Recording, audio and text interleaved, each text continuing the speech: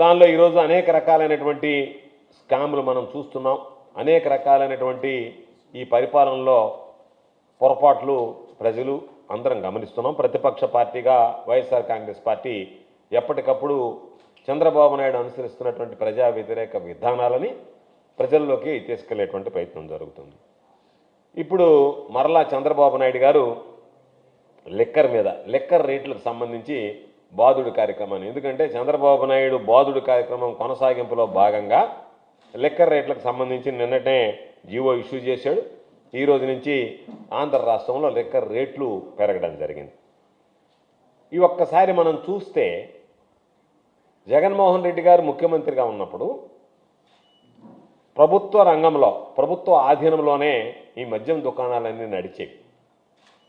దానివల్ల వచ్చేటువంటి ఆదాయం ఏదైతే ఉందో అది మొత్తం ప్రభుత్వానికే వచ్చేటువంటి పరిస్థితి ఉండేది. కాబట్టి దానికి మొట్టమొదటి స్కామ్ ప్రభుత్వ రంగంలో ఉన్నటువంటి, ప్రభుత్వ ఆధీనంలో నడిచేటువంటి మద్యం దుకాణాలని ఒక పథకం ప్రకారం ఎత్తివేయడంతో చంద్రబాబు నాయుడు ఈరోజు దీనికి సంబంధించి లిక్కర్ స్కామ్కి సంబంధించి మొట్టమొదటి అడుగు వేయడం జరిగింది. ఎత్తివేసిన తర్వాత మొత్తం వాటిని ప్రైవేట్ వ్యక్తులకి కట్టబెట్టేటువంటిది. అంటే ప్రైవేట్ వ్యక్తులు అంటే తనకి సంబంధించినటువంటి టీడీపీ వాళ్ళకి కట్టబెట్టేటువంటి ప్రయత్నం చేయడం జరిగింది. ప్రభుత్వ ఆధీనంలో ఉన్నటువంటి షాపుల్ని తీసేసి ఎత్తివేసి ఆ ఉద్యోగుల్ని తొలగించి దాన్ని తనకు సంబంధించినటువంటి వ్యక్తులకు ఇచ్చినటువంటి పరిస్థితి. అంటే దాని ఉద్దేశం ప్రభుత్వం నష్టపోయినా పర్వాలేదు కానీ టీడీపీకి సంబంధించినటువంటి నాయకులకి, కార్యకర్తలు జోబులు నింపాలి కాబట్టి ఆ సంపాదన వనరుల్లో భాగంగానే ఆయన పాపం ఈ మద్యాన్ని కూడా ఎంపిక చేయడం జరిగింది. ఇప్పుడు దీంట్లో టెండర్లు వేసేటప్పుడు ఒక మార్జిన్ ఏర్పాటు చేశాడు. ఆ మార్జిన్ ప్రకారం ప్రతి వ్యక్తి ఇదిగో ఇంత మార్జిన్ ఇస్తామన్నప్పుడు లాభ నష్టాలు బేరీజ్ వేసుకొని వాళ్ళు టెండర్లో పాల్గొంటారు. చాలామంది మనం టెండర్లో మార్జిన్ చూసిన తర్వాత వాళ్ళు దీనిలో పాల్గొనకుండా వెనక్కి వెళ్ళిపోవడం జరిగింది. ఇది మనకు పెద్ద లాభసాటిగా లేదు అని చెప్పి వెనక్కి వెళ్ళిపోయారు కొంతమంది ధైర్యంగా టెండర్లు వేశారు. ఈ టెండర్లు వేసినటువంటి వాళ్ళు అధిక సంఖ్యలో ఉన్నటువంటి వాళ్ళు తెలుగుదేశం పార్టీకి సంబంధించినటువంటి వాళ్ళు. అయితే టెండర్లో ఒక మార్జిన్ పెట్టి టెండర్లు ఖరారు చేసి ఆ టెండర్దారులు కొనసాగేటప్పుడే వాళ్ళకి మార్జిన్ పెంచడం అనేటువంటిది ఇదొక మరొక పెద్ద స్కామ్ అనేటువంటిది ఈ సందర్భంగా మీ అందరికీ కూడా తెలియజేస్తున్నాను. ఇప్పటికే మనం చూస్తున్నాం ఎన్ని రకాలైనటువంటి జరగకూడనటువంటి ఉన్నావో చంద్రబాబు నాయుడు పరిపాలనలో అన్ని విధాలా జరిగాయి. వాటిల్లో భాగంగా ఈరోజు బెల్ట్ షాపులు వచ్చాయి. ఆ బెల్ట్ షాపులు కూడా తెలుగుదేశం పార్టీకి సంబంధించినటువంటి శాసనసభ్యుల కన్సర్న్లో వాళ్లకు సంబంధించినటువంటి వ్యక్తులు గ్రామాన వీధిన ప్రతి కాలనీలో ఈరోజు బెల్ట్ షాపులు వెలిచాయి. అదేవిధంగా ఈరోజు ఎంఆర్పి 10 రూపాయల నుంచి 20 రూపాయల నుంచి 50 రూపాయల దాకా కూడా ఈరోజు ఎంఆర్పి పెంచి ఈరోజు దానిని పెంచి అమ్ముకోవడం అనేటువంటిది ఖరారైనటువంటి వ్యక్తులకి, ఇప్పటికే ఎవరికైతే టెండర్లు ఖరారై షాపులు దక్కించుకున్నారో వాళ్ళకి ఈరోజు పెంచి అమ్ముకోవడం అనేటువంటిది ఇది చరిత్రలో నిలిచిపోయేటువంటి స్కామ్ అని చెప్పి ఈ సందర్భంగా తెలియజేస్తున్నాను. ఇప్పుడు అనేక రకాలైనటువంటి స్కాములు చూస్తున్నాం. చంద్రబాబు ఎన్నికలకు ముందు ఏం చెప్పాడు? అతి తక్కువ ధరకే మద్యం ఇస్తానన్నాడు. మద్యానికి సంబంధించి మీకు పాపం ఎక్కడికి పోయినా సరే బాటిల్ చూపించి మందుబాబులు చూస్తున్నారా, మీకు అతి తక్కువగా చౌకగా మద్యం ఇస్తానన్నాడు. గతంలో ఉన్నటువంటి బ్రాండ్ని మొత్తం తీసేస్తానన్నాడు. ఎంత మద్యం, నాసిరకం మద్యం ఇదంతా. ఈ మద్యం మొత్తం తాగితే 2 రోజుల్లో చచ్చిపోతాడు, 3 రోజుల్లో చచ్చిపోతాడు, లివర్ చెడిపోద్ది. కాబట్టి మీకు మేలైనటువంటి బ్రాండ్లు, మేలైనటువంటి మద్యం సరసమైనటువంటి ధరలకు అన్నాడు. ఒక్క ఈ 99 రూపాయలకు అమ్మేటువంటి చీపు లిక్కర్ని ఈరోజు ఏం చేశాడు? ఆ లిక్కర్ బాగలేదని చెప్పి ప్రజలు చెప్పేది ఒకటైతే అమ్మకాల్లో కూడా లిమిట్ చేశాడు. అంటే నేను తక్కువ రేటుకి మద్యం ఇస్తానన్నాను కాబట్టి ఇప్పుడు అన్న క్యాంటీన్లు నడుపుతున్నాడు కదా, 5 రూపాయలకే భోజనం అని చెప్పి 100 మందికి పెట్టి ఎత్తేసినట్టుగా, అంటే ఒక 100 మందికి పెట్టి ఎత్తేస్తే నేను మొత్తం ఈ సమాజాన్ని ఆకలి తీర్చాననే విధంగా చెప్తున్నాడు. పాపం మందుబాబులకు సంబంధించి మద్యం ఈరోజు 99 రూపాయలకే మద్యం అనేటువంటిది అతి తక్కువ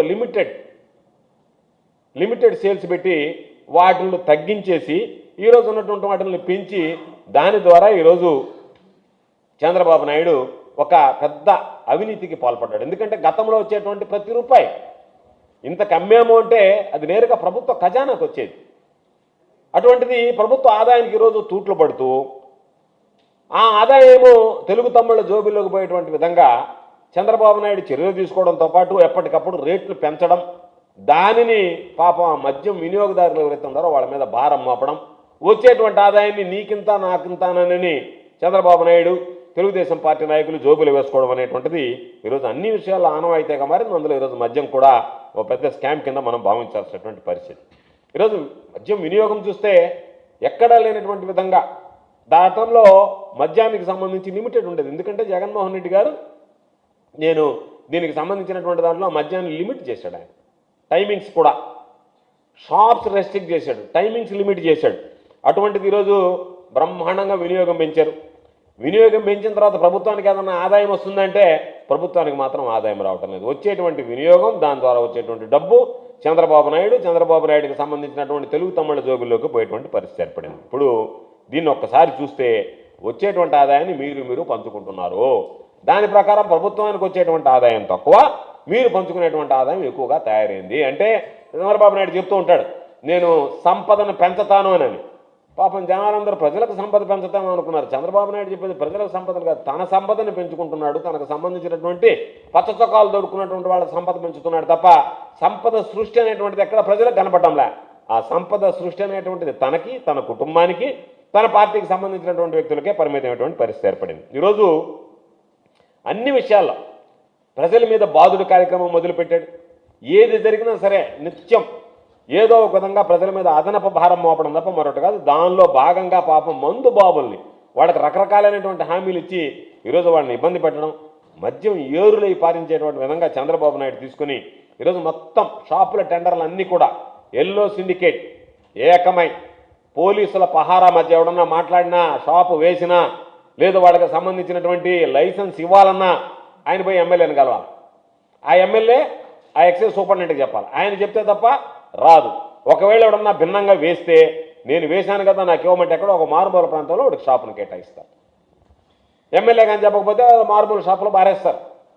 అంటే నష్టం వచ్చేటువంటి దగ్గర ఎక్కడ రూపాయి మిగలకుండా చంద్రబాబు నాయుడు చెప్పినట్టుగా ఎమ్మెల్యేలకు ముడుపులు కడితేనో లేకపోతే ఇంకొకటి ఇస్తేనో ఆ విధంగా ఉండేటువంటి వాళ్ళకి ఆదాయం వస్తుంది తప్ప ఎమ్మెల్యేలకి చంద్రబాబు సంబంధించినటువంటి తెలుగుదేశం నాయకుల కనుసన్నల్లో మెలిగే వారికి మిగతా వాళ్ళకి ఎక్కడ కూడా వచ్చేటువంటి పరిస్థితి లేదు. ఈరోజు ఒకసారి చూస్తే ఎక్కడ పట్టినా ఇష్టారాజ్యంగా విచ్చలవిడిగా బెల్ట్ షాపులు వచ్చాయి.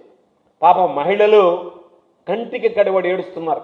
అయ్యా ఊళ్ళలో బెల్ట్ షాపులు వచ్చాయి, గతంలో దొరకనటువంటి మద్యం ఈరోజు విచ్చలవిడిగా దొరుకుతుంది, దానివల్ల మా కుటుంబాలు రోడ్డున పడేటువంటి పరిస్థితి ఏర్పడ్డాయి.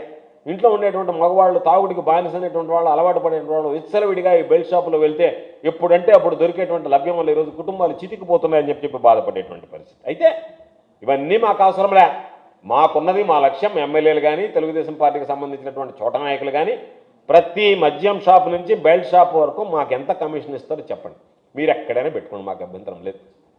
షాపుకి సంబంధించి అయితే పోలీసులు వాళ్ళ మధ్య ఈ టెండర్ల ప్రక్రియ జరగాల. ఆ టెండర్లన్నీ తెలుగు తమ్ముళ్ళకే పచ్చ చొక్కాలు వేసుకున్నటువంటి వాళ్ళకి రావాలా. కింద స్థాయి సెకండ్ గ్రేడ్ వాళ్ళు మాత్రం ఊర్లలో పెట్టాలంటే కొన్ని దగ్గర వేలం పాటలు కూడా నిర్వహించే డబ్బులు తీసుకున్నారు వాళ్ళ దగ్గర.